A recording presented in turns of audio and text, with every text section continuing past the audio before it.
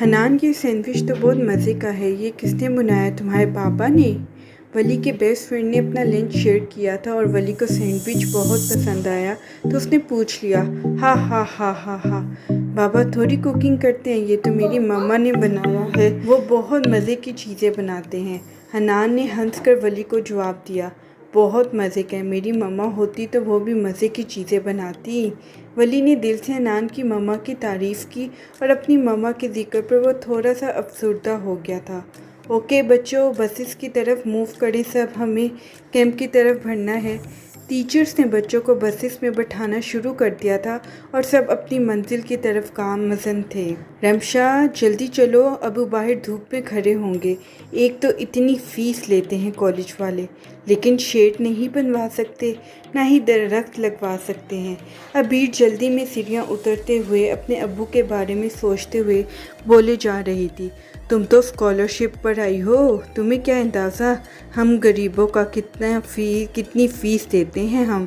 رمشا چہرے پر معصومیت لائے عبیر کے ساتھ سیڑھیاں اترتے ہوئے بولی، وہ ہمیشہ ہی اس کے فیس کے تانوں پر ٹوکتی تھی۔ رمشا بھاگو، آہ! عبیر آخری سیڑھی پر پہنچ کر بھاگنے لگی تھی کہ اچانک اس کا پاؤں مڑا اور وہ گرنے والی تھی کہ کسی نے اسے سہارا دے کر بچا لیا۔ ارحاب پرنسپل آفس میں بیٹھا تھا کہ ولی کی کال آ گئی۔ وہ آفس سے باہر نکلتا ہوا کوارٹر میں آ گیا۔ وعلیکم السلام، میں بالکل ٹھیک ہوں، اور میرا بیٹا کیسا ہے؟ ولی کی آواز سنتے ہی ارحاب کے چہرے پہ خوبصورت سی مسکراہٹ آ گئی اور وہ اس باتیں کرتے ہوئے سیڑھیوں کے پاس جا کھڑا ہوا۔ بابا جانی، میں تو بالکل ٹھیک ہوں، آپ کو پتہ ہے یہ جگہ بہت پیاری ہے، اتنے بڑے بڑے پہاڑ ہیں یہاں۔ ولی کی چہکتی ہوئی آواز سے ہی ارحاب اندازہ لگا رہا تھا کہ اس کا بیٹا کتنا خوش ہے۔ بیٹا، آپ کا کیمپ کب ختم ہو رہا ہے؟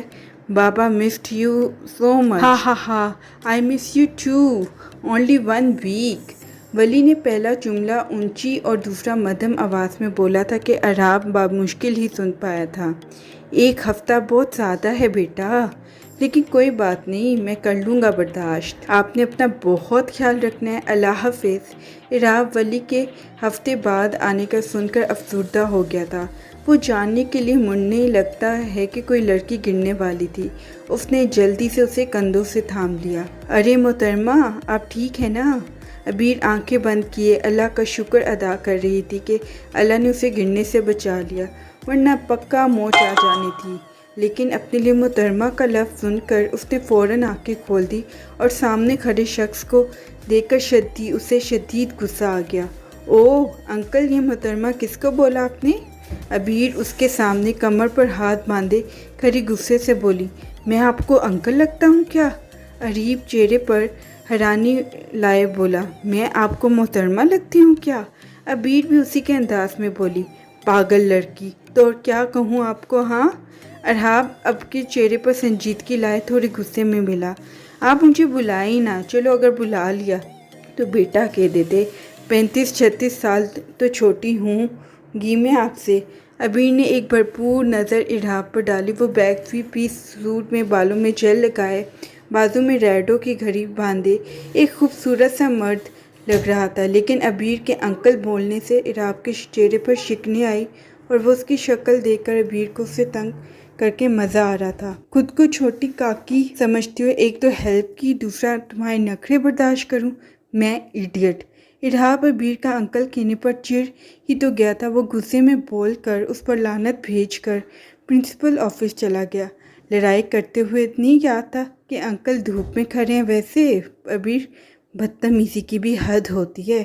رمشا نے عبیر پر طنز کیا، اوہ میں بھول گئی تھی، اور دفعہ مار اسے، چل ٹھیک ہے کل ملتے ہیں پھر۔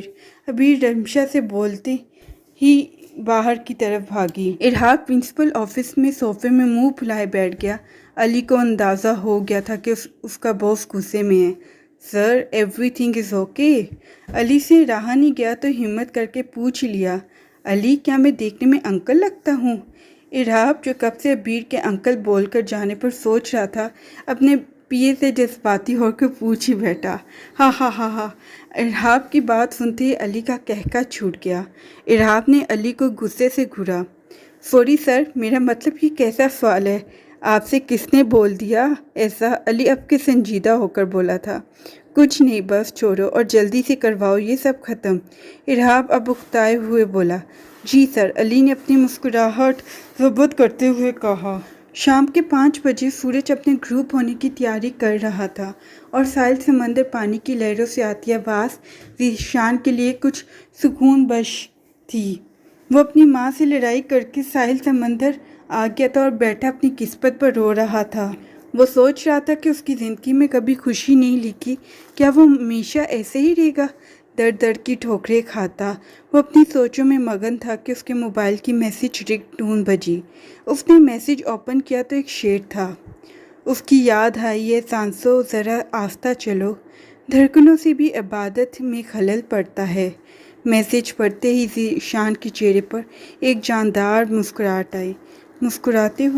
مسکراتے ہوئے ذیشان نے شعر ٹائپ کی اور سینڈ کر دیا، اور پھر ایک لمبا سانس خارج کر کے سمندر کی لہروں کو دیکھنے لگ گیا۔ سانسوں کے اس ہنر کو نہ آساں خیال کر، زندہ ہوں سماعتوں کو میں صدیوں میں ڈھال کر۔ عبیر کی ماں، پیسے 1 ہفتے تک آ جائیں گے، تم ایسا کرو لسٹ بنا لو جو کچھ لینا ہے، اور میں سوچ رہا ہوں تھوڑا گھر میں پینٹ وغیرہ بھی کروا لیتے ہیں۔ زمان صاحب اپنے کمرے میں چائے پیتے ہوئے اپنے بیگم سے بولے۔ وہ جی، میں سوچ رہی تھی کہ عبیر کے لیے کوئی سونے کا سیٹ بنوا لیتے ہیں، بیٹیوں کے بڑے ہونے کا پتہ ہی نہیں چلتا، ویسے بھی سونا بھی اب مہنگا ہو رہا ہے۔ کیا کہتے ہیں جی آپ؟ عبیر کی ماں نے کچھ سوچتے ہوئے اپنے شوہر سے کہا۔ ٹھیک کہہ رہی ہو، چلو جب پیسے آ جائیں گے تو ایسا ہی کر لینا۔ زمان صاحب چائے کا آخری گھونٹ بھرتے ہوئے بولے تھے۔ کیسے ہو ارہاب؟ ارہاب وریاب کی انگیجمنٹ پارٹی میں آیا ہوا تھا۔ وہ ایک کارنر والی ٹیبل پر سکون سے بیٹھا سافٹ ڈرنک پی رہا تھا کہ لبنہ اس کے سامنے آ کر بولی۔ ارہاب نے ایک ناپسندیدہ نظر لبنہ پر ڈال کر اپنا چہرہ دوسری طرف کر لیا۔ میں تم سے کچھ پوچھ رہی ہوں ارہاب، اور ولی کیسا ہے؟ لبنہ کو اپنا نظر انداز ہونا بالکل پسند نہیں آیا، اس لیے وہ ذرا غصے سے بولی۔ تم سے مطلب؟ اپنے کام سے کام رکھا کرو، سمجھی تم؟ ارہاب نے ہاتھ میں پکڑا ہوا گلاس ٹیبل پر زور سے پٹکا اور چلاتے ہوئے وہاں سے چلا گیا۔ وریاب نے ارہاب کو باہر مین گیٹ کی طرف جاتے دیکھا تو اس کے پیچھے بھاگا۔ ارہاب، کدھر جا رہے ہو؟ رکو تو میری بات تو سنو۔ وریاب اس کے سامنے کھڑا ہو کر بولا۔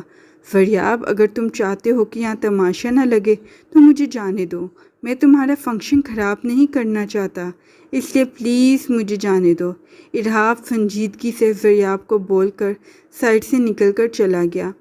وریاب کی نظروں نے اپنی جگری دوست کا پیچھا دور تک کیا اور ارہاب کی آنکھوں سے اوجھل ہونے کے بعد وہ بھی اسٹیج کی طرف بڑھا۔ ریما، ارے او ریما! مریم بھی اپنی کام والی ریما کو آوازیں دے رہی تھی۔ جی جی بی بی جی! ریما بھاگتی ہوئی آئی اور ان کے سامنے کھڑی ہوئی۔ کہاں مر گئی تھی تو؟ میرا شہزادہ بیٹا ولی آ رہا ہے، اس کا کمرہ صاف کرو اور سن، کھانے میں سب اس کی پسند کا بناؤ، مریم بی نے روب سے بولا۔ ریما مریم بی کی بات سن کر کام پر لگ گئی۔ مریم بی ارہاب کی دادی اور ولی کی پردادی۔ اس عمر میں بھی وہ ایک خوبصورت سی عورت تھی۔ سب کہتے ہیں کہ وہ جوانی میں بھی بہت خوبصورت ہوا کرتی تھی۔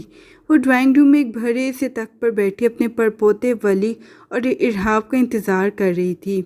مریم بی تخت پر بیٹھی ہوئی کب سے ولی کا انتظار کر رہی تھی کہ اچانک ان کی آنکھوں پر کسی نے اپنے ہاتھ رکھے۔ میں صدقے جاؤں، میرا بچہ آ گیا!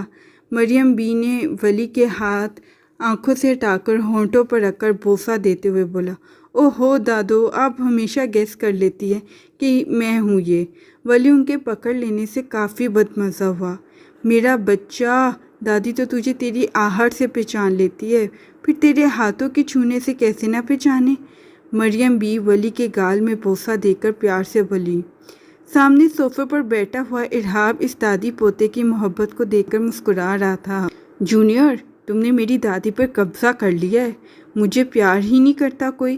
ارہاب مزید رونے والی شکل بنا کر ولی سے بولا۔ بابا جانی، میں کرتا ہوں آپ سے پیار، میں دنیا میں سب سے زیادہ اپنے پیارے بابا جانی سے پیار کرتا ہوں۔ ولی مریم بی کی گود سے نکل کر بھاگ کے ارہاب کے گلے لگ کر بولا۔ ارہاب نے بھی ولی کو پیار کر کے اپنی گود میں بٹھا لیا۔ ولی مریم بی اور ارہاب کو اپنے سمر کیمپ کی ساری باتیں بتا رہا تھا اور وہ دونوں اپنی اس کل کائنات کی باتیں مسکراتے ہوئے بڑے غور سے سن رہے تھے۔